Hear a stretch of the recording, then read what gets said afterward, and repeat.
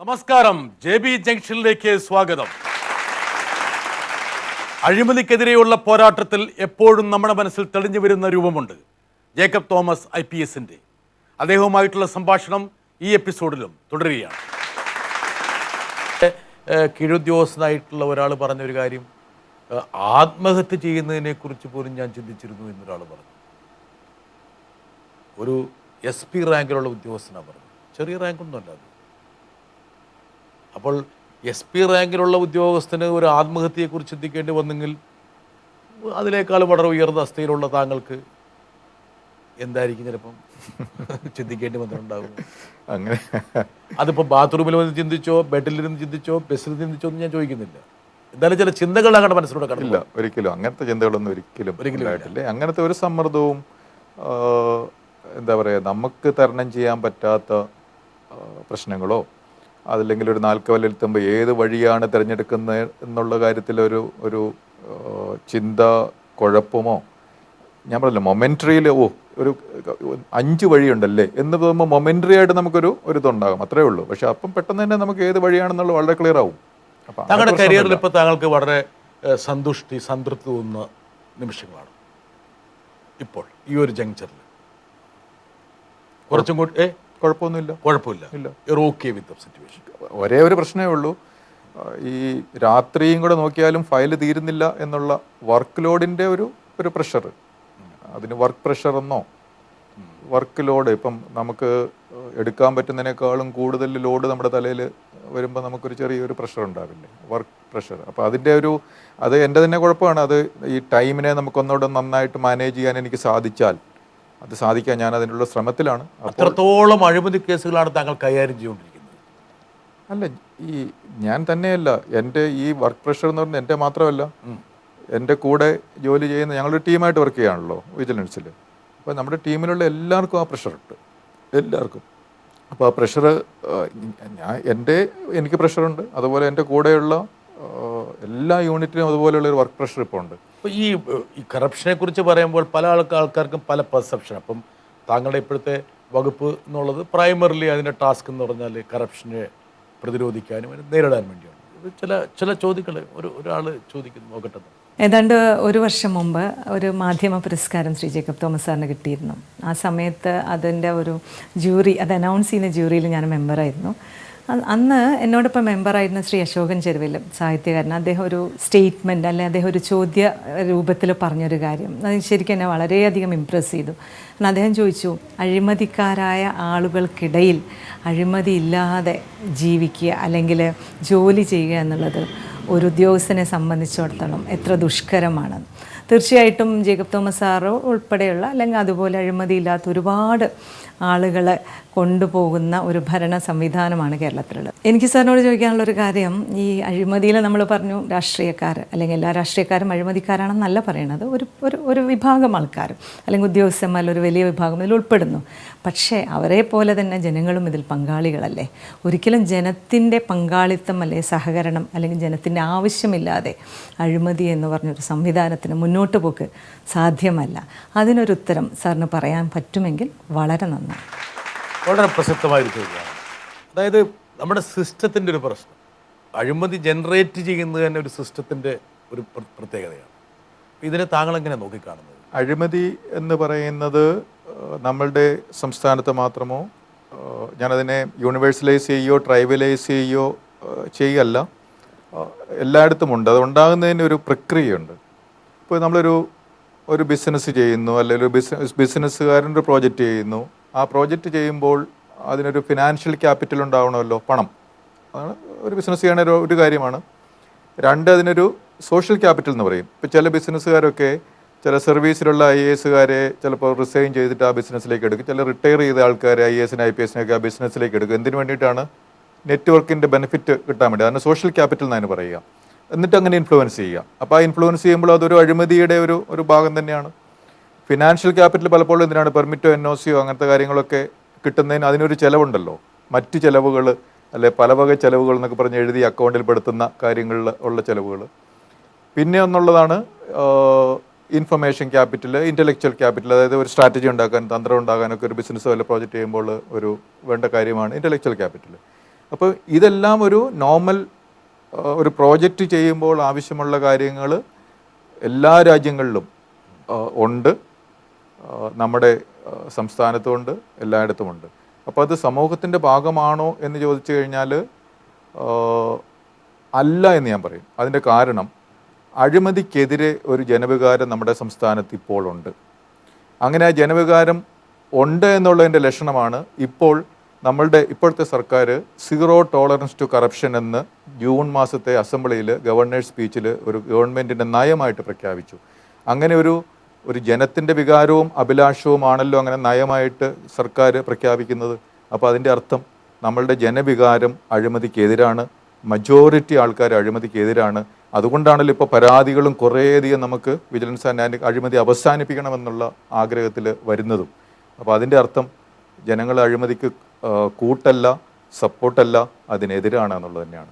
അതാണ് നമ്മളുടെ ശക്തിയും, നമുക്ക് അഴിമതി അവസാനിപ്പിക്കാനും പറ്റും. ശ്രീ ജേക്കബ് തോമസ്, ഇപ്പോൾ കഴിഞ്ഞിടയ്ക്ക് താങ്കൾ ഒരു റെയ്ഡ് നടത്തി, വളരെ പ്രധാനപ്പെട്ട റെയ്ഡായിരുന്നു. ഒരു മുൻ മന്ത്രിയുടെ വീടിലും അദ്ദേഹവുമായി ബന്ധപ്പെട്ട സംഭവങ്ങളിൽ ഇത് വളരെ ചർച്ച ചെയ്യപ്പെട്ടൊരു സംഭവമാണ്. സാധാരണ രീതിയിൽ കേരളത്തിൽ മറ്റ് സംസ്ഥാനങ്ങളുണ്ടാകാം, ഇവിടെ അങ്ങനെ പതിവില്ല എന്ന് ആൾക്കാർ പറഞ്ഞു. പതിവ് വിട്ടൊരു രീതിയായിരുന്നോ താങ്കളുടെ, അതോ സ്വാഭാവികമായ രീതിയായിരുന്നു? പ്രിവെൻഷൻ ഓഫ് കറപ്ഷൻ ആക്ട്, അതായത് അഴിമതി നിരോധന നിയമം എന്ന് പറയുന്നത് 1988 നമുക്ക് തന്നെ തന്ന നിയമമാണ് അഴിമതി അവസാനിപ്പിക്കാൻ വേണ്ടി. CRPC എന്ന് പറയുന്ന അതും വർഷങ്ങളായിട്ട് നമുക്കുള്ള നിയമമാണ്. ആ നിയമം നടപ്പാക്കി. അതിൻ്റെ കൂടെ ഈ ബെനാമി ട്രാൻസാക്ഷൻസ് പ്രൊഹിബിഷൻ ആക്ട് അങ്ങനെ ഒരു നിയമമുണ്ട്. അപ്പോൾ ആ നിയമവും നമ്മൾ അതിൻ്റെ കൂടെ നടപ്പാക്കാൻ വേണ്ടി ശ്രമിച്ചു. അതിനെപ്പറ്റി ഇപ്പോൾ ഗുജറാത്ത് ഹൈക്കോടതിയിലൊരു കേസ്, അപ്പോൾ അതിന് മുമ്പ് എൻ്റെ ശ്രദ്ധയിൽപ്പെട്ടിരുന്നു. സെക്ഷൻ 345 ഈ അഴിമതി നിരോധന നിയമമായിട്ട് ബന്ധപ്പെട്ട് എങ്ങനെ നടപ്പാക്കാം എന്നുള്ളതിനെ പറ്റി ഒരു കേസ്. അപ്പോൾ അതിനെപ്പറ്റിയൊക്കെ പഠിച്ച ശേഷം നമ്മുടെ കേരളത്തിലും അഴിമതി അവസാനിപ്പിക്കാൻ വേണ്ടി പല ഡിഫൻസുകൾ നമുക്ക് ആവശ്യമാണ്. ശ്രീ ബാബുവിൻ്റെ വീട്ടിലും അദ്ദേഹത്തിൻ്റെ വീടുമായി ബന്ധപ്പെട്ട മറ്റ് സ്ഥലങ്ങളിലും താങ്കൾ നടത്തിയ റെയ്ഡുകൾ വളരെ സ്വാഭാവികമായിട്ട് റെയ്ഡുകളായിരുന്നു. അതിൽ യാതൊരുവിധ എന്താ പറയുക, ഒരു വെഞ്ചൻസിൻ്റെയോ മറ്റ് സംഭവങ്ങളുടെയോ ഒന്നും ഒരു പ്രതലം ഉണ്ടായിരുന്നില്ല. അതിലെ താങ്കൾ പറയാൻ ശ്രമിക്കുന്നു. തൃശ്ശൂർ വിജിലൻസ് കോടതിയിൽ നിന്ന് വന്ന ഒരു നിർദ്ദേശത്തിൻ്റെ അതിപ്പോഴും ഞാൻ വിജിലൻസിൽ, ഞാനന്ന് ആ സമയത്ത് പോലീസ് ഹൗസിംഗ് കൺസ്ട്രക്ഷൻ കോർപ്പറേഷനിൽ ഈ പോലീസ് സ്റ്റേഷൻ പണിതുകൊണ്ടിരിക്കുന്ന കെട്ടിടം പണിയിലുള്ള സിമെന്റ് ചേർത്തുകൊണ്ടിരിക്കുക. അതെ. ആ സമയത്ത് വിജിലൻസിൽ കഴിഞ്ഞ ജനുവരിയിലോ ഫെബ്രുവരിയിലോ വന്ന ഒരു പരാതിയുടെ അന്വേഷണത്തിൻ്റെ ഘട്ടങ്ങളാണതെല്ലാം. അത് ആ വിജിലൻസിൻ്റെ ടീം ആ യൂണിറ്റ് ചെയ്ത കാര്യങ്ങളാണ്. അല്ലാതെ അതിൽ താങ്കളോട് അവർ സംസാരിക്കാതെ ചെയ്ത റെയ്ഡാണോ, അതെ താങ്കൾ അറിഞ്ഞുകൊണ്ട് ചെയ്ത റെയ്ഡാണോ, താങ്കൾ ഉത്തരവിട്ട റെയ്ഡാണോ? ഞാൻ പറഞ്ഞല്ലോ, പ്രിവെൻഷൻ ഓഫ് കറപ്ഷൻ ആക്ട് 88 വന്നു. അതുപോലെ CRPC എന്ന് പറയുന്നത് അതിന് മുമ്പേ വന്ന നിയമമാണ്. അപ്പോൾ അത് നിയമം നടപ്പാക്കാൻ നമ്മുടെ യൂണിറ്റിലെ ഉദ്യോഗസ്ഥന്മാരെ ആരും പഠിപ്പിക്കേണ്ട കാര്യമില്ല. അവരതിൽ എന്നെക്കാളും കൂടുതൽ കഴിവുള്ളവരാണ് എൻ്റെ യൂണിറ്റിലുള്ള എൻ്റെ സഹപ്രവർത്തകർ. അവർക്ക് നന്നായിട്ട് നടപ്പാക്കാൻ അറിയാം. അപ്പോൾ നമ്മളുടെ നയം എന്ന് പറയുന്നത് സീറോ ടോളറൻസ് ടു കറപ്ഷൻ എന്ന് നമ്മളുടെ ഗവൺമെൻറ് പ്രഖ്യാപിച്ചതിന് ശേഷം ആ ഗവൺമെൻറ്റിൻ്റെ നയം ശക്തിയായിട്ട് നടപ്പാക്കുക എന്നുള്ളത് എല്ലാ ടീമും ഏറ്റെടുത്തിരിക്കുന്ന ഒരു ദൗത്യമാണ്. ഈ ഉദ്യോഗസ്ഥന്മാരൊക്കെ 4 മാസം മുമ്പ് ഇവിടെ ഉണ്ടായിരുന്നവരാണെന്നുള്ള കാര്യം താങ്കൾക്കറിയാലോ. അന്ന് ഈ നയമില്ലായിരുന്നു. നയമാണ് കാര്യം. പിന്നീട് വന്ന വാർത്തകൾ താങ്കളെ ഈ റെയ്ഡിൻ്റെ വിവരം ചോർന്നത് കൊണ്ട് കാര്യമായിട്ടൊന്നും തടഞ്ഞില്ല, കിട്ടിയില്ല, ബാബുവിനെതിരെ ഒരു സബ്സ്റ്റാൻറ്റീവായിട്ടുള്ള എവിഡൻസ് ഒന്നും വന്നിട്ടില്ല എന്നൊക്കെ പറഞ്ഞ ഒരുപാട് വാർത്തകൾ. താങ്കൾ അലോസരപ്പെടുത്തിയോ അതെയോ താങ്കൾ അത് കണ്ട് ചിരിച്ചോ? യഥാർത്ഥം എന്താ സംഭവിച്ചത്? ഇപ്പോഴും ഞാൻ ചിരിച്ചല്ലോ. അതെ, ആ ചിരിയിലെ ആ വാർത്തകളോടുള്ള ഒരു പരിഹാസമാണോ, പുച്ഛമാണോ, അതെയോ ഇവരെയൊക്കെ കബളിപ്പിക്കാൻ ഞങ്ങൾക്ക് പറ്റി എന്നുള്ളതിൻ്റെ ഒരു സന്തോഷമാണ്? എന്തായിരുന്നു താങ്കളുടെ ആ ചിരിയുടെ രഹസ്യം? ഈ അന്വേഷണം എന്ന് പറയുന്നത് ഒരു കലയുമാണ്, ശാസ്ത്രവുമാണ്, അതിലൊരു തന്ത്രവുമുണ്ട്. അപ്പം അതൊക്കെ നടന്നുകൊണ്ടിരിക്കുകയല്ലേ. ഈ റെയ്ഡുകളിൽ താങ്കൾ പൂർണ്ണ സംതൃപ്തനാണ്? ഈ റെയ്ഡുകളിൽ ഒരിക്കലും നമുക്ക് സംതൃപ്തി നൽകുന്ന ഒരു പ്രക്രിയ അല്ല. അതല്ല, റെയ്ഡുകളുടെ ഫലത്തിൽ താങ്കൾ സംതൃപ്തനാണ്? അല്ല, അതൊരു പ്രൊസീജിയറൽ കാര്യങ്ങൾ യൂണിറ്റ് ചെയ്ത കാര്യങ്ങളാണല്ലോ. അപ്പോൾ അത് വിലയിരുത്തേണ്ടത് അത് ചെയ്ത അന്വേഷണ. എന്തായാലും താങ്കളെ പോലെ ഒരു വിജിലൻസ് ഡയറക്ടർ വളരെ പ്രമാദമായിട്ടുള്ളൊരു കേസിൽ നടന്ന ഒരു റെയ്ഡിനെ കുറിച്ച് താങ്കൾ അന്വേഷിച്ചിട്ടുണ്ടാവും. ഞാൻ ഒരു വളരെ സ്ട്രൈറ്റ് ആയിട്ട് ചോദിച്ചു. വിജിലൻസിൻ്റെ എല്ലാ കേസുകളും പ്രമാദമാണ്. കാസർഗോഡുള്ള ഒരു കേസും പ്രമാദമാണ്, വയനാട്ടിലുള്ള ഒരു കേസും പ്രമാദമാണ്, എല്ലാ കേസും പ്രമാദമാണ്. അതൊക്കെ താങ്കൾക്ക് പറയുന്നതിന് ബുദ്ധിമുട്ടില്ല, പക്ഷേ അത് കേൾക്കുന്നത് നമുക്ക് കൂടെ അത് ബോധ്യപ്പെടണം എന്നുള്ളൊരു പ്രശ്നമുള്ളതുകൊണ്ട് അല്ലാത്ത ക്യാരക്ടേഴ്സാണ് പ്രധാനം. ഇനി ഒറ്റ സ്ട്രെയിറ്റ് ആയിട്ടൊരു ചോദ്യം ചോദിക്കാം. താങ്കൾക്ക് ശ്രീ ബാബുവിനെതിരെയുള്ള ആരോപണങ്ങളിൽ വസ്തുതാപരമായിട്ടുള്ള ഒരുപാട് തെളിവ് ലഭിക്കാൻ വേണ്ടി ഈ റെയ്ഡ് സഹായിച്ചു ഇല്ലയോ? ഇപ്പോൾ അത് അന്വേഷണത്തിലിരിക്കുന്ന ഒരു കേസല്ലേ, അപ്പോൾ അതിനെപ്പറ്റി നമ്മൾ പരസ്യമായിട്ട് ഒരു അഭിപ്രായം പറയുന്ന അനുചിതമല്ലേ? അന്വേഷണത്തിലിരിക്കുന്ന കാര്യമാണ്. ഓക്കെ, വളരെ കൺവിൻസിങ് ആയിട്ടുള്ളൊരു മറുപടിയാണ്. താങ്കൾക്ക് വേണമെങ്കിൽ കുറച്ചുകൂടെ പോകാമായിരുന്നു, വേണമെങ്കിൽ പലതും കിട്ടിയിട്ടുണ്ട്, പക്ഷെ അതെന്താണെന്ന് ഇപ്പോൾ വിസ്തീരിക്കാൻ പറ്റില്ല എന്ന് വേണമെങ്കിൽ പറയാമായിരുന്നു. പക്ഷെ അതിനേക്കാളും ഒരു ഒരു പ്രൊഫഷണൽ അന്വേഷണ ഉദ്യോഗസ്ഥൻ അന്വേഷണ ഏജൻസിയുടെ ഭാഗമാണല്ലോ. അപ്പോൾ നമ്മളത് ഒരു അന്വേഷണത്തിലിരിക്കുന്ന ഒരു കാര്യത്തെപ്പറ്റി പരസ്യമായിട്ട് നമ്മളൊരു ചർച്ച ചെയ്യുന്നത് അനുചിതമാണ് എന്ന് വിശ്വസിക്കുന്ന ഒരാളാണ് ഞാൻ. അനുചിതമാണ്. ഓക്കെ, അപ്പോൾ താങ്കളിൽ നിക്ഷിപ്തമായിരിക്കുന്ന ആ ഒരു ഉത്തരവാദിത്തത്തെ താങ്കൾ ഈ രീതിയിൽ കാണാനാണ് ആഗ്രഹിക്കുന്നത് അല്ലേ? വരട്ടെ ഒരാൾ. നമസ്കാരം സാർ. അഴിമതിക്ക് കുപ്രസിദ്ധമായ സിവിൽ സപ്ലൈസ് കോർപ്പറേഷനെ നേരായ ദിശയിലേക്ക് കൊണ്ടുവരുന്നതിന് അങ്ങ് നടത്തിയ പരിശ്രമങ്ങൾ എനിക്ക് നേരിട്ടറിയാം. കാരണം ഞാനന്ന് അവിടെ PRO ആയി ജോലി ചെയ്യുന്നുണ്ടായിരുന്നു. നിശ്ചയദാർഢ്യത്തോടുകൂടിയും ഇച്ഛാശക്തിയോടുകൂടിയും അങ്ങ് നടത്തിയ പരിശ്രമങ്ങൾ ഗുണകരമായ ഫലങ്ങൾ ഉളവാക്കി. പക്ഷേ അങ്ങേക്ക് ആ സ്ഥാനം വിട്ടു മറ്റൊരു സ്ഥാപനത്തിലേക്ക് പോകേണ്ടി വന്നപ്പോൾ സ്വാഭാവികമായിട്ടും ഗുണകരമായ ആ തുടർച്ച സപ്ലൈകോയ്ക്ക് നിലനിർത്താൻ കഴിഞ്ഞില്ല. എൻ്റെ ചോദ്യം ഇതാണ്, ഒരു സർക്കാർ സ്ഥാപനത്തിൽ ഇത്തരം പ്രവർത്തനങ്ങൾക്ക് എന്തുകൊണ്ട് ഒരു നൈരന്തര്യം ഉണ്ടാകുന്നില്ല? പിന്നീട് വരുന്ന ഓഫീസ് മേധാവിക്ക് എന്തുകൊണ്ട് അത്തരം പ്രവർത്തനങ്ങൾ തുടർച്ചയായി നടത്തിക്കൊണ്ടു പോകാൻ സാധിക്കുന്നില്ല? വ്യക്തികളാണോ പ്രധാനം ശ്രീ ജേക്കബ് തോമസ്? ഓരോ വ്യക്തിയെ അടിസ്ഥാനപ്പെടുത്തിയിരിക്കുമോ? ഇത് പറഞ്ഞതിന് ഇമ്മീഡിയറ്റ്ലി എനിക്കൊരു നമ്മുടെ ഗീതയിൽ നിന്നുള്ള ഒരു ഇതാണ് വന്നത്. പക്ഷെ ആദ്യം ഞാൻ പറഞ്ഞ അങ്ങനെ കമന്റ് പറഞ്ഞുകൊണ്ട് ഞാൻ അത് പറയുന്നില്ല. എന്നാലും നമ്മളൊരു സ്ഥലത്തിരിക്കുമ്പോൾ അവിടെ എന്താണോ ചെയ്യേണ്ടത് ആ കർമ്മം ചെയ്യുക, അത്ര മാത്രമേ ഉള്ളൂ. അതിനുശേഷം എന്ത് സംഭവിക്കും, അല്ലെ അതിൻ്റെ ബലം എന്ത് എന്ന്, അല്ലെ അതിൻ്റെ കോൺസിക്വൻസ് എന്താണ് വരുന്നതെന്നുള്ളതിനെ പറ്റി നമ്മളെ അധികം ആകുലപ്പെടുത്തേണ്ട കാര്യമില്ല. ഞാൻ സപ്ലൈകോയിൽ ജോലി ചെയ്തിരുന്ന സമയത്ത് ഇദ്ദേഹം പറയുന്നത് പോലെ അല്ല, അവിടെ അറ്റ്ലീസ്റ്റ് എൻ്റെ എന്താ പറയുക മനസ്സിനോട് എനിക്ക് തന്നെ പറയാൻ പറ്റും, ഞാൻ വളരെ ആത്മാർത്ഥമായിട്ട് അവിടെ ഒരിക്കലും പിന്നെ അഴിമതി ഉണ്ടാകാത്ത വിധത്തിലുള്ള സിസ്റ്റംസ്, അതിനുള്ള purchase manual, quality manual, pricing manual, decision making part, അതിനുള്ള മാനുവൽസൊക്കെ അന്ന് ആദ്യമായിട്ട് സപ്ലൈകോയിൽ നമ്മളുടെ ടീം അന്നുണ്ടാക്കി. അതിനുശേഷം കുറേ അധികം സിസ്റ്റംസ് പോലും താങ്കൾ കൈവച്ചൊരു മേഖലയിൽ അല്ലെങ്കിൽ താങ്കൾ കൈകാര്യം ചെയ്തൊരു കേസ് പിന്നീട് താങ്കൾ ആഗ്രഹിച്ച രീതിയിൽ പോകാതെ വരുമ്പോൾ ഉണ്ടാകുന്നൊരു ഇച്ഛാഭംഗം ഉണ്ടാവില്ല. ഇത് താങ്കൾ വളരെ ചെറുപ്പത്തിൽ, ഇപ്പോഴും താങ്കൾ ചെറുപ്പമാണ് എങ്കിൽ പോലും ചെറുപ്പത്തിൽ താങ്കൾ എറണാകുളത്ത് രാമവർമ്മ ക്ലബ്ബ് പോയി താങ്കൾ റെയ്ഡ് ചെയ്തു. ചീട്ട് കളിച്ചുകൊണ്ടിരുന്ന ഒരുപാട് പേരെ താങ്കൾ പിടിക്കപ്പെട്ടവരൊക്കെ വലിയ വലിയ പ്രമാണികളായിരുന്നു. വേണമെങ്കിൽ താങ്കളുടെ സഹപ്രവർത്തകരെന്ന് പറയാവുന്ന ആൾക്കാരാണ്. പക്ഷെ പിന്നീടൊന്നും ഉണ്ടായില്ല. അപ്പോൾ ഒരു വിഷമമൊക്കെ തോന്നാറില്ല അങ്ങനെ വരുമ്പോൾ? പിന്നീടുണ്ടായി. ഏകദേശം ഒരു 10 കൊല്ലത്തോളം എനിക്കെതിരെ കേസുകൾ പല പല കോടതികളിൽ പല പല ആൾക്കാർ കൊടുക്കുകയും ഫോളോ അപ്പ് ചെയ്യുകയും ഒക്കെ ചെയ്തു. അപ്പം അത് അവിടുന്ന് അന്ന് മറക്കാൻ എന്നെ പലരും സമ്മതിച്ചില്ല എന്നുള്ളതാണ്. പിന്നെ 10 വർഷത്തേക്ക് അത് പിന്തുടർന്നു. സപ്ലൈകോയും അതുപോലെ തന്നെ പല പല കേസുകളായിട്ടും പീഡനങ്ങളായിട്ടും ഒക്കെ 6 വർഷത്തോളം എന്നെ സപ്ലൈകോയും പിന്തുടർന്നു. അന്ന് തീർന്നില്ല. താങ്കളെ ഈ പറയുന്ന കാര്യങ്ങളൊക്കെ പിന്നീട് വേട്ടയാടിക്കൊണ്ടിരുന്നു.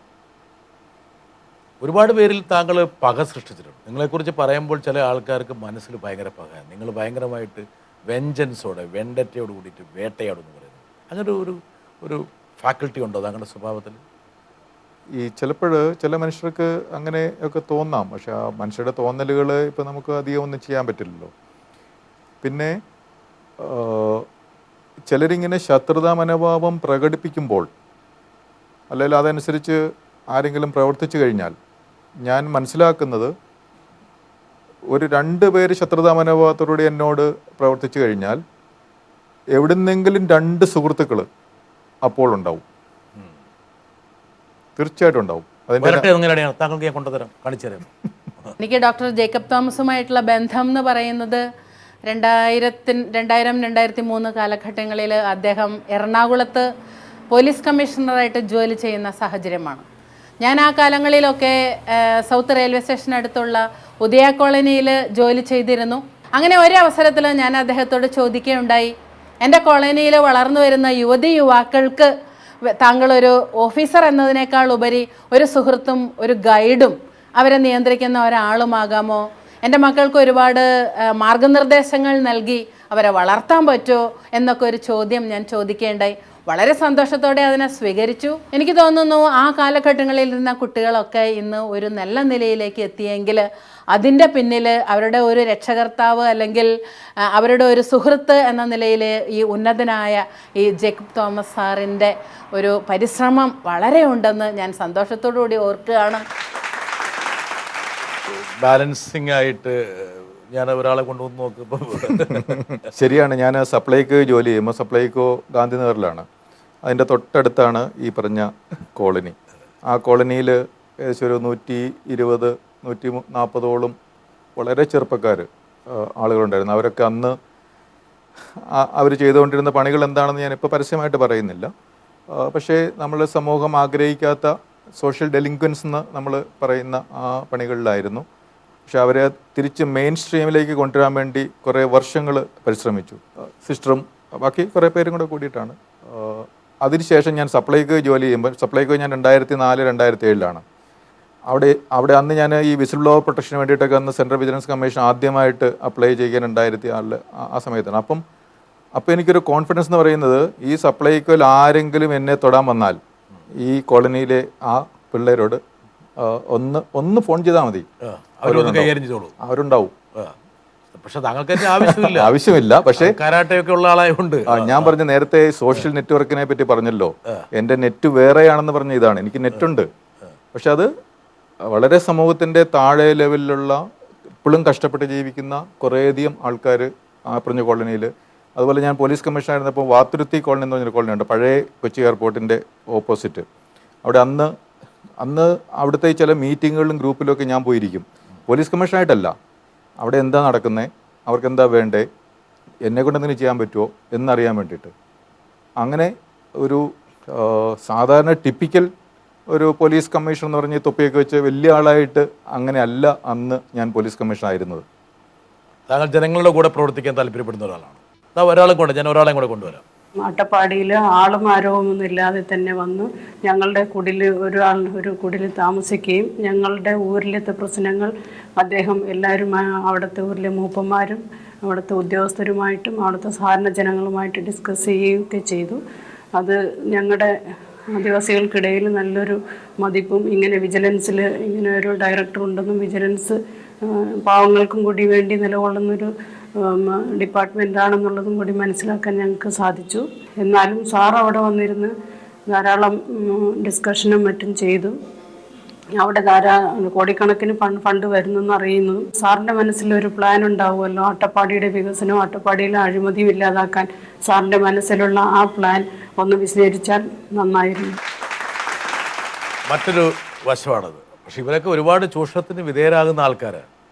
ഒരു ഇൻ്റർവെൻഷൻ കൊണ്ടൊന്നും ഒരു പരിഹാരവും ആകുന്നില്ലെന്നുള്ള കാര്യം നമ്മൾ. പക്ഷെ പരിഹാരമാവണ്ടേ? നമ്മുടെ കേരളം 56 കേരളം എന്ന് പറയുന്ന സംസ്ഥാനം ഉണ്ടായി. എത്ര വർഷമായി?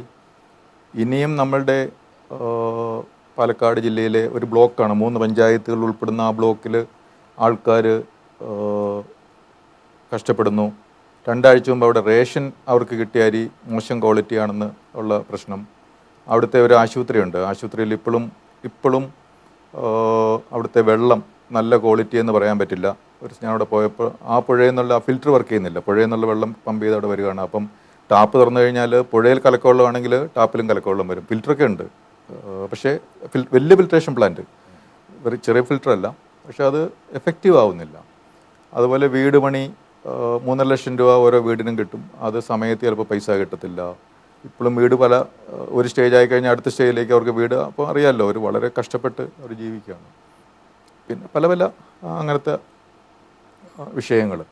അപ്പോൾ അത് പരിഹരിക്കാൻ വേണ്ടിയിട്ട് ഇപ്പോൾ ഒരു ബെനിഫിറ്റ് ട്രാക്കിംഗ് ഓഡിറ്റ് എന്ന് പറയുന്ന ഒരു സംവിധാനം വിജിലൻസ് ഇപ്പോൾ സ്റ്റാർട്ട് ചെയ്തു.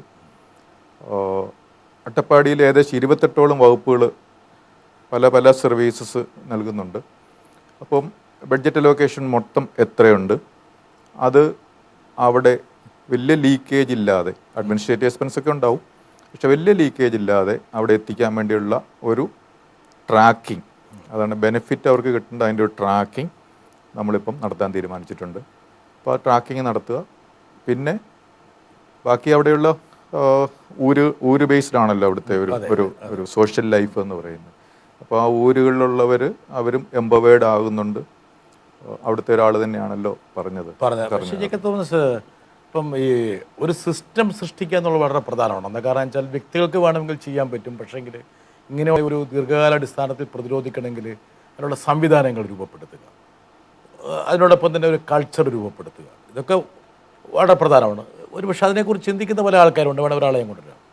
ഡോക്ടർ ജേക്കബ് തോമസിനോട് എനിക്ക് ചോദിക്കാനുള്ളത്, പണ്ട് സെയിൽ ടാക്സ് ഡിപ്പാർട്ട്മെന്റിൽ സത്യസന്ധനായ ഒരു ഉദ്യോഗസ്ഥനുണ്ടായിരുന്നു, ഉമ്മൻ എന്നായിരുന്നു അദ്ദേഹത്തിന്റെ പേര്. ഉമ്മൻ റിട്ടയർ ചെയ്തപ്പോൾ ആ എല്ലാ പത്രത്തിലും വന്ന വാർത്ത സെയിൽ ടാക്സ് ഡിപ്പാർട്ട്മെന്റിലെ സത്യസന്ധനായ ഏക ഉദ്യോഗസ്ഥൻ ഉമ്മൻ ഇന്ന് റിട്ടയർ ചെയ്യുന്നു എന്നാണ്. ഇവിടെ ഡോക്ടർ ജേക്കബ് തോമസിനോട് ചോദിക്കാനുള്ളത്, ജേക്കബ് തോമസ് റിട്ടയർ ചെയ്താൽ ഇനി വേറൊരു ജേക്കബ് തോമസ് എന്നുണ്ടാകും, അല്ലെങ്കിൽ ഇതുപോലെയുള്ള ആളുകളെ ഇനിയും വളർത്തിക്കൊണ്ടുവരാൻ താങ്കൾക്ക് എന്ത് പ്രവൃത്തി ആ രംഗത്ത് ചെയ്യാൻ കഴിയും എന്നാണ്.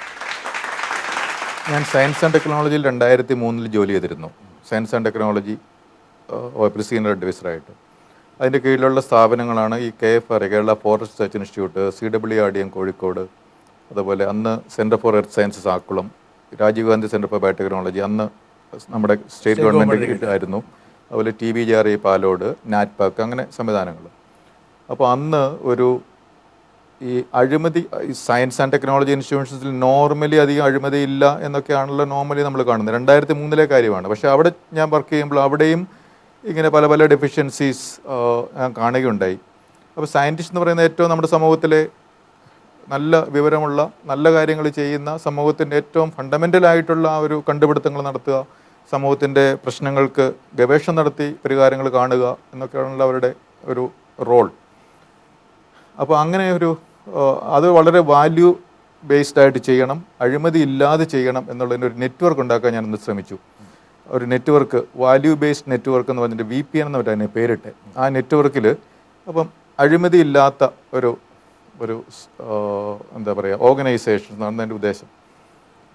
അപ്പോൾ ആദ്യം 2-3 പേരെ കിട്ടി. KFRയിൽ നിന്ന് 2 പേരെ കിട്ടി, CWRDയിൽ നിന്ന് ഒരാളെ കിട്ടി, പിന്നെ TBJRയിൽ നിന്ന് ഒരാളെ, പിന്നെ രാജീവ് ഗാന്ധി സെൻറ്റർ ഫോർ ബയോടെക്നോളജിയിൽ നിന്ന് ഒരാളെ മറ്റോ കിട്ടി. അങ്ങനെ മൊത്തം ഒരു വർഷം ഉത്സാഹിച്ചിട്ട് എനിക്ക് 16 പേരെ കിട്ടി.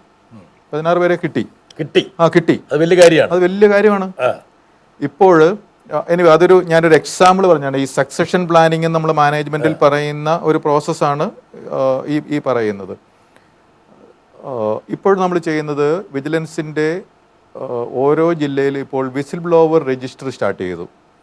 അതായത് അഴിമതി കാണുകയാണെങ്കിൽ ഒരു ഫയൽ വരുമ്പോൾ അതിൽ അഴിമതി ഇല്ലാതെ വളരെ നല്ല ഗുഡ് ഗവേണൻസിൻ്റെ പ്രിൻസിപ്പിൾ അനുസരിച്ച് ആ ഫയലിൽ ഒരു നോട്ട് എഴുതുക. അല്ലെങ്കിൽ ഒരു ടെൻഡർ വിളിക്കുമ്പോഴാണെങ്കിലും അതിൽ ഒരു പർട്ടിക്കുലർ കമ്പനിക്ക് ആ ഒരു ടെൻഡർ പോകാവുള്ളൂ എന്ന വിധത്തിലുള്ള ചില കണ്ടീഷൻസ് ഒക്കെ ഉണ്ടാകും. അങ്ങനെ അതുണ്ടോ എന്ന് നോക്കി, ഉണ്ടെങ്കിൽ അത് മാറ്റി നല്ല ടെൻഡർ എല്ലാവർക്കും പങ്കെടുക്കാൻ പറ്റുന്ന വളരെ ഓപ്പൺ ആയിട്ടുള്ള ഒരു ടെൻഡർ കണ്ടീഷൻസ് ഉണ്ട് എന്നുള്ള ഉറപ്പ് വരുത്തുക. അപ്പോൾ അതിൽ ആ ഫയൽ പോകുന്ന ആൾക്കാർക്കൊക്കെ അങ്ങനെ നോക്കാൻ പറ്റി. അതിൽ ആരെങ്കിലും 1-2 പേര് അങ്ങനെ ഉത്സാഹിച്ചു കഴിഞ്ഞാൽ നമ്മുടെ സിസ്റ്റം നന്നാവും. അപ്പോൾ അങ്ങനെയുള്ള ആൾക്കാരുടെ ഒരു നെറ്റ്വർക്ക്, അത് ഡിസംബർ ആകുമ്പോഴത്തേനും അതൊരു എല്ലാ ഓർഗനൈസേഷൻസിലും അങ്ങനെ ഉണ്ടാകുന്നുണ്ട്. അപ്പോൾ അത് സ്റ്റാർട്ട് ചെയ്തു. ഇപ്പോൾ തന്നെ നമുക്ക് ഓരോ ജില്ലകളിലും ഒരു 10-15 പേര് വെച്ച് ഏകദേശം ആയിക്കഴിഞ്ഞു.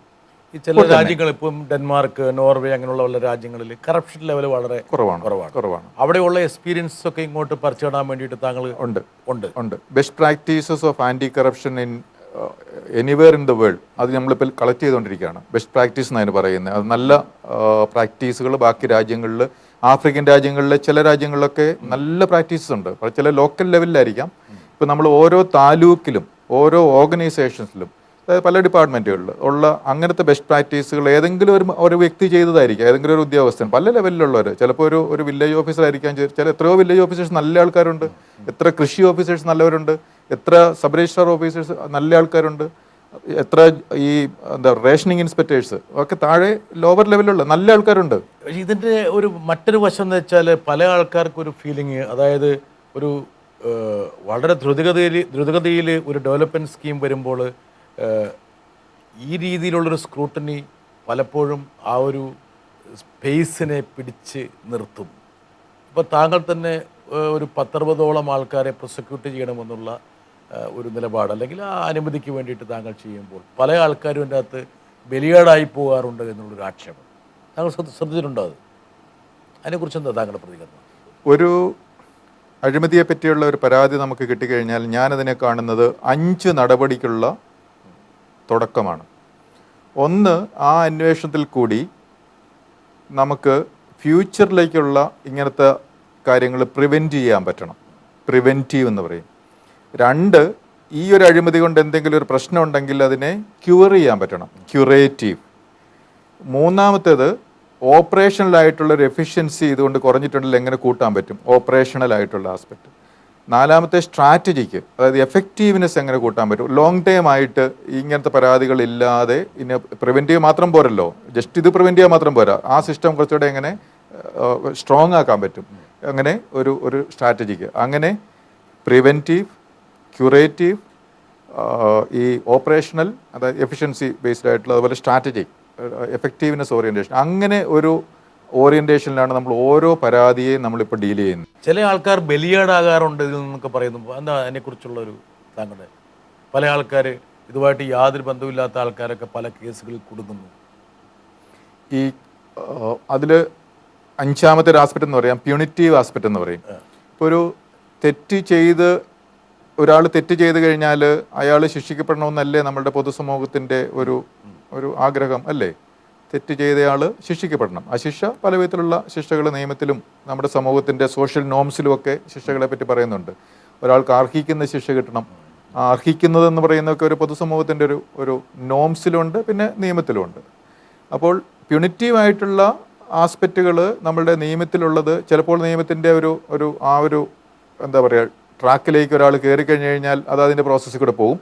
അപ്പോൾ അത് ബലിയാടാകുക എന്നുള്ളതല്ല, അത് നമ്മളുടെ സിസ്റ്റത്തിൻ്റെ ഭാഗമായിട്ടുള്ള പ്യൂണിറ്റീവ് പ്രോസസ്സിൽ കൂടി പ്രോസസ്സിലൂടെ അയാൾ കടന്നു പോകണം. അല്ല, പോകണമെന്ന് എനിക്ക് നിർബന്ധമില്ല. എൻ്റെ നിർബന്ധങ്ങൾ ഞാൻ ആദ്യം പറഞ്ഞ 4 കാര്യമേ ഉള്ളൂ. 1 ക്യൂറേറ്റീവ്, 2 പ്രിവെൻറ്റീവ്, 3 ഓപ്പറേഷണൽ, 4 സ്ട്രാറ്റജിക്. ഞാൻ ഈ പ്യൂണിറ്റീവ് എനിക്ക് അറിയാഞ്ഞിട്ടില്ല ഞാൻ 5-മത്തേത് പറയാതിരുന്നത്. കാരണം എനിക്ക് അത് താല്പര്യമുള്ള വിഷയമല്ല. എനിക്ക് താല്പര്യമുള്ളത് ക്യൂറേറ്റീവും പ്രിവെൻറ്റീവും സ്ട്രാറ്റജിക്കും ഓപ്പറേഷനിലും മാത്രമാണ്. IAS ഉദ്യോഗസ്ഥന്മാർ പോലും പറയുന്നു താങ്കൾ അവരെ വേട്ടയാടാൻ വേണ്ടി ശ്രമിച്ചുകൊണ്ടിരിക്കുകയാണെന്ന്. ഈ പെർസെപ്ച്വൽ എറർ എന്ന് പറയുന്ന ഒരു കാര്യം നമ്മളുടെ സമൂഹത്തിൽ ഉണ്ടാവില്ല. പെർസെപ്ഷൻ എന്ന് പറയും. അത് മറ്റുള്ളവരുടെ പെർസെപ്ഷൻ കണ്ടില്ലെന്നടിക്കുന്നത് ശരിയല്ല. അത് നമുക്ക് പരിഹരിക്കേണ്ടതുണ്ട്. പെർസെപ്ച്വൽ എറർ ഉണ്ടെങ്കിൽ അത് നമുക്ക് കറക്റ്റ് ചെയ്യണം. അത് കറക്റ്റ് ചെയ്യപ്പെടുമെന്നാണ് എൻ്റെ താങ്കളെക്കുറിച്ചുള്ള പെർസെപ്ഷനിൽ ചില മാറ്റങ്ങൾ വേണമെന്നാണ് താങ്കൾ ഉദ്ദേശിക്കുന്നത്? ഇല്ലില്ല, എന്നെ പറ്റിയല്ല. ഈ അഴിമതിക്കെതിരെയുള്ള നടപടികൾ vigilance and anti corruption bureau നടപ്പാക്കുന്ന ഞാനിപ്പോൾ പറഞ്ഞല്ലോ, ഈ ക്യൂറേറ്റീവ്. അതെ. അപ്പോൾ അത് എങ്ങനെ എന്നുള്ളത് ഇപ്പം നമ്മൾ വളരെ ശക്തിയായിട്ട് നമ്മളുടെ ഇപ്പോഴത്തെ 0 ടോളറൻസ് ടു കറപ്ഷൻ അല്ലെങ്കിൽ 0 കറപ്ഷൻ നമ്മുടെ സംസ്ഥാനത്ത് എന്നുള്ള, ഇപ്പോൾ 0 വേസ്റ്റ് എന്നൊക്കെ പറയത്തില്ലേ, അതുപോലെ 0 കറപ്ഷൻ അതൊരു വളരെ ശക്തിയായിട്ടൊരു നയമായിട്ടും ഒരു കൾച്ചറായിട്ട് നമ്മൾ സംസ്ഥാനത്ത് നടപ്പാക്കിക്കൊണ്ടിരിക്കുകയാണ്. കൾച്ചർ ചേഞ്ചിൽ ഈ പെർസെപ്ഷൻ ഒറ്റയടിക്കങ്ങ് മാറില്ലല്ലോ, സമയമെടുക്കും. തീർച്ചയായിട്ടും ഇല്ല, ആരെയും വേട്ടയാടുന്നില്ല, ഒരു ഇൻഡിവിജ്വലിനെയും പുറകെ പോകുന്നില്ല. ഇല്ല പകയില്ല, ഇല്ല ദേഷ്യമില്ല, ഇല്ല. ഞാൻ ആദ്യം പറഞ്ഞല്ലോ ആങ്കർ ഇല്ല. ഭരണാധികാരികൾ സ്വന്തം ആവശ്യത്തിന് വേണ്ടി ഉപയോഗിക്കാൻ പാടുള്ളൂ എന്നാണ് നിയമം. 6ൽ 5 ഭാഗവും രാഷ്ട്രപുരോഗതിക്കും സൈനിക ശക്തിക്കും വേണ്ടി ഉപയോഗിക്കേണ്ടതാണ്. എന്നാൽ ഇന്ന് ഭരണാധികാരികൾക്ക് അല്ലെങ്കിൽ സർക്കാരിന് ഭോഗാസക്തി വർദ്ധിച്ചു വരികയാണ്. ജേക്കബ് തോമസ് സാറിനെ പോലെയുള്ള പ്രഗത്ഭരായ, സത്യസന്ധരായ, ആത്മാർത്ഥതയുള്ള, അതോടൊപ്പം തന്നെ ധാർമ്മിക ബോധമുള്ള ഉദ്യോഗസ്ഥർ ജനങ്ങൾക്ക് എന്നും പ്രചോദനമേകുക തന്നെ ചെയ്യും. സാർ, അങ്ങയെപ്പോലെയുള്ള ഉദ്യോഗസ്ഥന്മാരുടെ ദിശാബോധമുള്ള, ലക്ഷ്യബോധമുള്ള കറയറ്റ പ്രവർത്തനം പുതിയ തലമുറകളിലെ വിദ്യാർത്ഥികൾക്ക് പ്രയോജനപ്രദമാകുന്ന രീതിയിൽ എന്തെങ്കിലും ഒരു സംവിധാനം ഈ സർക്കാർ ഇരിക്കുന്ന സമയത്ത് ആവിഷ്കരിച്ചു നടപ്പിലാക്കാൻ അങ്ങേക്ക് കഴിയില്ലേ? അങ്ങനെയാണെങ്കിൽ അത് എത്രയും വേഗം ചെയ്യേണ്ടത് തന്നെയാണ്. ഒരു ന്യൂ ജനറേഷൻ വളരെ പ്രധാനപ്പെട്ട ഒരു സംഭവമാണ്. നമ്മളിപ്പം ഇവിടുത്തെ ഈ ക്യൂറിനെ കുറിച്ച് സംസാരിക്കുമ്പോൾ പോലും നമ്മൾ ഗ്രൂം ചെയ്യേണ്ട ഒരു വിഭാഗമാണ്. ആ ഒരു വിഭാഗത്തെ എങ്ങനെ ഗ്രൂം ചെയ്യണം? വിജിലൻസ് ഇപ്പോൾ പുതിയൊരു ഇനീഷ്യേറ്റീവ് തുടങ്ങിയിട്ടുണ്ട്. അതിൽ നമ്മുടെ നാഷണൽ സർവീസ് സ്കീം ഉണ്ടല്ലോ, സ്കൂളുകളിലും കോളേജിലുമുള്ള. അപ്പോൾ ആ നാഷണൽ സർവീസ് സ്കീമുമായിട്ട് ഒരു ഇൻട്രാക്റ്റീവ് അല്ലെങ്കിൽ ഒരു കോയലീഷൻ ബിൽഡിംഗ്, കേരളത്തിലെ എല്ലാ യൂണിവേഴ്സിറ്റികളിലെയും നാഷണൽ സർവീസ് സ്കീമിൻ്റെ കോർഡിനേറ്റേഴ്സിൻ്റെ ഒരു മീറ്റിംഗ് ഞാൻ വന്ന ഫസ്റ്റ് മാസം ജൂണിൽ തന്നെ വിളിച്ച് സ്റ്റേറ്റ് ലെവൽ കോർഡിനേറ്ററും ഒക്കെ ആയിട്ട് ചർച്ച ചെയ്തു. അതിനുശേഷം എല്ലാ യൂണിവേഴ്സിറ്റികളിലും കോളേജ് ലെവലിലേക്ക് അങ്ങ് ആയി വരുന്നതേ ഉള്ളൂ, ഇൻക്ലൂഡിങ് ടെക്നിക്കൽ യൂണിവേഴ്സിറ്റി. ആ ഒരു NSSുമായിട്ടുള്ള ആ ഒരു കണക്ഷൻ, അവരെ ആൻറ്റി കറപ്ഷൻ എന്നുള്ള ഒരു കോൺവെർസേഷൻ നമ്മുടെ സമൂഹത്തിൽ ആ ഒരു കോൺവെർസേഷൻ ഇനീഷ്യേറ്റ് ചെയ്യാൻ വേണ്ടി ആ ലെവലിൽ സ്റ്റുഡൻറ് കമ്മ്യൂണിറ്റി ലെവലിൽ സ്റ്റാർട്ട് ചെയ്തിട്ടുണ്ട്. രണ്ടാമത് നമ്മളുടെ വായനശാലകൾ, 7500 ഗ്രാമീണ വായനശാലകൾ, അല്ലെങ്കിൽ അറിയാമല്ലോ ലോക്കൽ ലൈബ്രറീസ്. അപ്പോൾ ആ ലൈബ്രറികളുമായിട്ടുള്ള ഒരു പാർട്ട്ണർഷിപ്പ് ബിൽഡിങ് സ്റ്റാർട്ട് ചെയ്തിട്ടുണ്ട്. അപ്പം വായനശാലകളിൽ വരുന്നവരും എല്ലാ പ്രായം ഉള്ളവരുണ്ടാകും. എന്നാലും കൂടുതൽ ചെറുപ്പക്കാർ വന്ന് മാസികകൾ വായിക്കുകയും ചർച്ച ചെയ്യുകയും ഡിബേറ്റ് ചെയ്യുകയൊക്കെ ചെയ്യുന്ന ഒരു വേദിയാണ് അവിടെ. അപ്പോൾ അവിടെയും ഈ കറപ്ഷനെതിരെയുള്ള, അഴിമതിക്കെതിരെയുള്ള ഈ ഒരു സംഭാഷണങ്ങൾ, കോൺവെർസേഷൻസ് സ്റ്റാർട്ട് ചെയ്യാൻ വേണ്ടി ഈ ഗ്രാമപ്രദേശങ്ങളിൽ നമ്മൾ സ്റ്റാർട്ട് ചെയ്തിട്ടുണ്ട്. അപ്പം പിന്നെ അത് ബാക്കി സ്കൂൾ കോളേജ് ലെവലിലേക്ക് എങ്ങനെ പോകുമെന്ന് നമുക്കിപ്പോൾ പറയാറായിട്ടില്ല. കാരണം ഇതെല്ലാം ഒരു എമർജൻറ്റ് സ്ട്രാറ്റജി ഉണ്ട്. അതിനുള്ള നടപടികൾ തുടങ്ങി. അതാണ് നാഷണൽ സർവീസ് സ്കീമിൽ കൂടിയാണ് ആദ്യം നമ്മൾ സ്റ്റാർട്ട് ചെയ്തിരിക്കുന്നത്. You have in fact a long list of academic distinctions which include a doctoral level degree from XLRA in Human Resource Management, another PhD, and even a certificate program in yoga and meditation. And we have between us discussed on various occasions how certain management principles and leadership qualities can be applied in while dealing with governmental problems. Today's world, increasingly governments are trying to apply corporate management principles in the running of governmental organizations. My question is, how relevant and effective have you found your management training to be while dealing with some of the issues in the social sector in the government? If you could give us a few interesting insights around that with a few specific instances, that would indeed be great. നിങ്ങളുടെ ഒരു management training എത്ര കണ്ട് താങ്കളുടെ ഇപ്പോഴുള്ള പ്രൊഫഷനെ സഹായിച്ചിട്ടുണ്ട്? അദ്ദേഹത്തിൻ്റെ അത്രയും management training എനിക്കില്ല. അദ്ദേഹം IIT പ്രോഡക്റ്റും IIM ബാംഗ്ലൂർ അങ്ങനെ ഏറ്റവും നല്ല എഡ്യൂക്കേഷൻ കിട്ടിയ ഒരു ആളാണ്. പക്ഷേ അദ്ദേഹമായിട്ട് ഞാൻ ഇൻട്രാക്ട് ചെയ്യാറുണ്ട്. ഈ നമ്മുടെ എസ്പെഷ്യലി ആൻറ്റി കറപ്ഷൻ മേഖലയിൽ എങ്ങനെ മോഡേൺ മാനേജ്മെൻറ്റ് പ്രിൻസിപ്പിൾസ് നമുക്ക് നടപ്പാക്കാം. അപ്പോൾ അതിൻ്റെ ഭാഗമായിട്ട് കുറേയധികം ഇനീഷ്യേറ്റീവ്സ് നമ്മൾ തുടങ്ങിയിട്ടുണ്ട്. ആദ്യമായിട്ട് ക്രിയേറ്റീവ് വിജിലൻസ് എന്നുള്ളൊരു കൺസെപ്റ്റ് നമ്മൾ തുറന്നു. ക്രിയേറ്റീവ് വിജിലൻസ് ഒരു നമ്മൾ മാനേജ്മെൻറ്റ് പാർലൻസ് പറയുകയാണെങ്കിൽ ഇറ്റ്സ് എ പോർട്ട്ഫോളിയോ അപ്രോച്ചാണ്. ഒരു കുറേയധികം മെഷേഴ്സ് അതിനകത്തുണ്ട്. പിന്നീട് കൺകറൻറ്റ് വിജിലൻസ് എന്ന് പറയുന്നൊരു കൺസെപ്റ്റ് പിന്നീട് സ്റ്റാർട്ട് ചെയ്തു.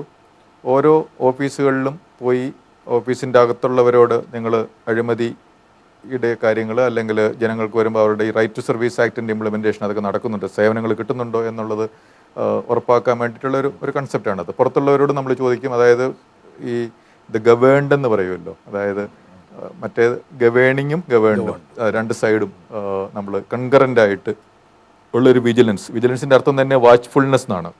അപ്പോൾ നമ്മുടെ പണി അതാണ്, വാച്ച്ഫുൾ ആകുക. അപ്പോൾ ആ കുറേയധികം കൺസെപ്റ്റുകൾ സ്ട്രാറ്റജിക് മാനേജ്മെൻറ്റിൽ നിന്നും, ഹ്യൂമൻ റിസോഴ്സ് മാനേജ്മെൻറ്റിൽ നിന്നും, ഓപ്പറേഷൻ മാനേജ്മെൻറ്റിൽ നിന്നും, ഇൻക്ലൂഡിങ് മാർക്കറ്റിംഗ് മാനേജ്മെൻറ്റിൽ നിന്നും നമ്മൾ വിജിലൻസ് ആൻഡ് ആൻറ്റി കറപ്ഷൻ ബ്യൂറോയുടെ പ്രവർത്തനത്തിൽ ഇപ്പോൾ നമ്മൾ കൊണ്ടുവന്നിട്ടുണ്ട്. മാർക്കറ്റിംഗ് മാനേജ്മെൻറ്റ് എന്ന് ഞാൻ വളരെ സിമ്പിളായിട്ട് നമ്മൾ പറയാറുണ്ടല്ലോ, കസ്റ്റമർ ഡിലൈറ്റ് എന്നോ അല്ലെങ്കിൽ കസ്റ്റമർ സാറ്റിസ്ഫാക്ഷൻ എന്ന് പറയുന്ന. അപ്പോൾ ഒരു സർക്കാർ ഓഫീസിൽ വരുന്ന ഒരു സാധാരണ ഒരാൾ എന്തെങ്കിലും കാര്യത്തിന് വരുന്നതായിരിക്കും, ഒരു പെർമിറ്റിന് വരുന്നതായിരിക്കാം, സർട്ടിഫിക്കറ്റിന് വരുന്നതായിരിക്കാം, അല്ലെങ്കിൽ റേഷൻ കട റേഷൻ വാങ്ങിക്കാൻ പോകുന്നതായിരിക്കാം, അല്ലെങ്കിൽ എന്ത് കാര്യത്തിന് വന്നു കഴിഞ്ഞാലും അത് ഡിലൈറ്റ് ഓടുകൂടി അവിടുന്ന് തിരിച്ചു പോകാൻ പറ്റണം. അതാണ് കസ്റ്റമർ ഡിലൈറ്റ് എന്ന് പറയുന്നത്. അപ്പോൾ അതിന് എങ്ങനെ നമ്മുടെ ഗവേണൻസ് സംവിധാനത്തിലുള്ള പ്രോസസ്സുകളെയും പീപ്പിളിനെയും ഒക്കെ അതിലേക്ക് കൊണ്ടുവരാൻ പറ്റും ടു ഡിലൈറ്റ് ദ കസ്റ്റമർ. അത് വിജിലൻസ് ആൻഡ് ആന്റി കറപ്ഷൻ ബ്യൂറോയുടെ പ്രവർത്തനങ്ങളിൽ ഈ പറഞ്ഞ എലമെൻറ്റ്സ് എല്ലാം ഇപ്പോൾ ഇൻഫ്യൂസ്ഡ് ആണ് ഓർ എംബഡഡ് ആണ്. ഇതിനൊക്കെയുള്ള സമയം താങ്കളുടെ കയ്യിലുണ്ടോ? ആദ്യം പറഞ്ഞ യോഗയുടെ ഒരു പ്രിൻസിപ്പിൾ പറഞ്ഞല്ലോ. യോഗ എന്ന് പറഞ്ഞു കഴിഞ്ഞാൽ നമ്മൾ ഓരോ ദിവസവും ഒരു കർമ്മത്തിന് വേണ്ടി ജീവിക്കുകയാണ്. അപ്പം ഇപ്പം നമ്മളുടെ സമയം അല്ലെങ്കിൽ നമ്മൾ ആയിരിക്കുന്ന അവസ്ഥ ഇതിനു വേണ്ടി തന്നെ പൂർണ്ണമായിട്ട് മാറ്റി വെച്ചിരിക്കുകയാണ്. അത് താങ്കളുടെ ഒരു 1 year പ്ലാനൊക്കെ താങ്കളുടെ മനസ്സിൽ എപ്പോഴും ഉണ്ടോ, അതെയോ വളരെ ഷോർട്ട് ടേം ആണോ പ്ലാനുകൾ? നാളത്തെ പറ്റി അധികം പ്ലാൻ ചെയ്യുന്ന പണ്ട് കാലത്തൊക്കെ പ്ലാൻ ചെയ്യുമായിരുന്നു. 1 വർഷം 3 വർഷം 5 വർഷം കഴിയുമ്പോൾ ഞാൻ അങ്ങനെ ഇതെന്നൊക്കെ. പക്ഷേ പിന്നീട് മനസ്സിലായി അങ്ങനെ പ്ലാൻ ചെയ്തിട്ട് വലിയ കാര്യമില്ല. താങ്കളുടെ ജീവിതം കൊണ്ട് താങ്കൾ മനസ്സിലാക്കിയിട്ടുണ്ട്. അതുകൊണ്ട് ഞാൻ ഇന്ന് ഒരാൾ വരട്ടെ. സുഭാഷേ, എന്തൊക്കെയുണ്ട് വിശേഷം? കേരളത്തിലുള്ള എല്ലാവരും താങ്കളെ അറിയുന്നത് ഡോക്ടർ ജേക്കബ് തോമസ് IPS എന്നാണ്. എന്തുകൊണ്ട് ഞാൻ താങ്കളെ സുഭാഷ് എന്ന് വിളിക്കുന്നു എന്നുള്ളത് ഒന്ന് എല്ലാവർക്കും ഒന്ന് പറഞ്ഞു കൊടുക്കാൻ കൊള്ളാം. അത് മാത്രമേ ഉള്ളൂ എൻ്റെ ഒരാവശ്യം. ഇതേതാണ് ഒരു പുതിയ രഹസ്യം വന്നിരിക്കുന്നത്. എന്നെ ഈ ഫാമിലി സർക്കിളിൽ പ്രസാദങ്ങൾ ഒക്കെ എല്ലാവരും കുറേ വർഷങ്ങളായിട്ട് ഫാമിലി സുഹൃത്താണല്ലോ. അപ്പം താങ്കളുടെ പേര് സുഭാഷ് എന്നാണ് അവിടെ? ഫാമിലിക്കുള്ളിൽ അങ്ങനെയാണ്. ആണ്. സഭാഷ് ആകട്ടെ. Thank you. ആകസ്മികമായിട്ട് സിവിൽ സർവീസിലേക്ക് വന്നു. ഒരുപക്ഷെ ഞാൻ വഴിതെറ്റി വന്നതാണ്, എനിക്ക് പറ്റിയൊരു മേഖലയല്ല എന്നൊക്കെ ഒരു ചിന്ത താങ്കളെ ഇടയ്ക്കിടയ്ക്ക് അലട്ടിയിരുന്നു ഇല്ലേ? വേണമെങ്കിൽ താങ്കൾ വേറെ എവിടെയൊക്കെ എത്തിപ്പെടേണ്ടതാണ്. താങ്കളൊരു കൃഷി വിദഗ്ധനാണ്, കൃഷി ശാസ്ത്രജ്ഞനാണ്, മറ്റൊരുപാട് അവസരങ്ങൾ താങ്കൾക്ക് കിട്ടിയിരുന്നു, പല കമ്പനികൾ കിട്ടിയിരുന്നു. വേണമെങ്കിൽ US പോയിട്ട് വേണമെങ്കിൽ പഠിച്ച് അവിടെ വേണമെങ്കിൽ വലിയ ഉദ്യോഗം നേടായിരുന്നു. ഒന്നും താങ്കൾ ഇതൊരു പ്യുവർ ആക്സിഡൻ്റ് ആണോ?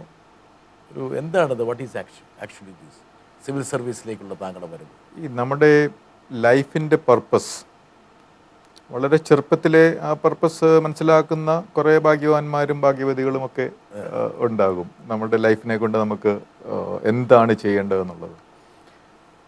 പക്ഷെ എൻ്റെ കാര്യത്തിൽ ഇപ്പോഴും അത് എനിക്ക് പൂർണ്ണമായിട്ട് മനസ്സിലായിട്ടുണ്ടോ വ്യക്തതയില്ല എന്നെനിക്ക് സംശയമുണ്ട്. ഞാൻ അതുകൊണ്ടാണ് ഞാൻ മുമ്പേ പ്ലാൻ ചെയ്യുന്ന 1 വർഷത്തേക്കുള്ള പ്ലാൻ ചെയ്യുമ്പോഴത്തേനും ഇന്നത്തെ കാര്യം ഏറ്റവും ഭംഗിയായിട്ട് ചെയ്യാൻ വേണ്ടി ഞാൻ പ്ലാൻ ചെയ്യുന്നുണ്ട്. പക്ഷേ അത് ഒരു സ്ഥാപനമാകുമ്പോൾ അങ്ങനെ പറ്റില്ലല്ലോ. അപ്പോൾ സ്ഥാപനത്തിൻ്റെ കാര്യത്തിൽ 6 മാസത്തേക്ക് 1 വർഷത്തേക്ക് 3 വർഷത്തേക്ക് വരെയുള്ള ഇപ്പോൾ സ്ട്രാറ്റജിക് പ്ലാൻസൊക്കെ ഇപ്പം ബേസിക്കലി ഒരു 3 വർഷമാണ് അതിൻ്റെ ഒരു കാലാവധി. അപ്പോൾ അത് പ്ലാൻ ചെയ്യുന്നുണ്ട് ഞാൻ. അത് സ്ഥാപനത്തിൻ്റെ ഒരു മാനേജീരിയൽ റിക്വയർമെൻ്റ് ആയിട്ട് അല്ലെങ്കിൽ അങ്ങനെ ചെയ്യുന്നതാണ്. പക്ഷെ അല്ലെങ്കിൽ പർപ്പസ് ഷിഫ്റ്റിംഗ് ആണ് എന്നുള്ള ഒരു കൺസെപ്റ്റ് ആണ് എനിക്ക് തോന്നുന്നത്. താങ്കളുടെ ഒരു അവതാര ലക്ഷ്യം എന്തായിരിക്കും ആക്ച്വലി? അതറിയാമെങ്കിൽ എന്തൊരു എളുപ്പമായിരുന്നു. ചിലർ പറഞ്ഞു ശ്രീ ജേക്കബ് തോമസ് ജോലിയൊക്കെ രാജിവെച്ചിട്ട് അമേരിക്കയിലേക്ക് കുടിയേറാൻ പോവുകയാണെന്ന്. താങ്കളുടെ 2 മക്കൾ അവിടെ പഠിക്കുന്നത്. അങ്ങനെ പ്ലാൻ ഉണ്ടായിരുന്നു താങ്കൾക്ക്? ഒരു സമയത്ത് ഉണ്ടായിരുന്നു.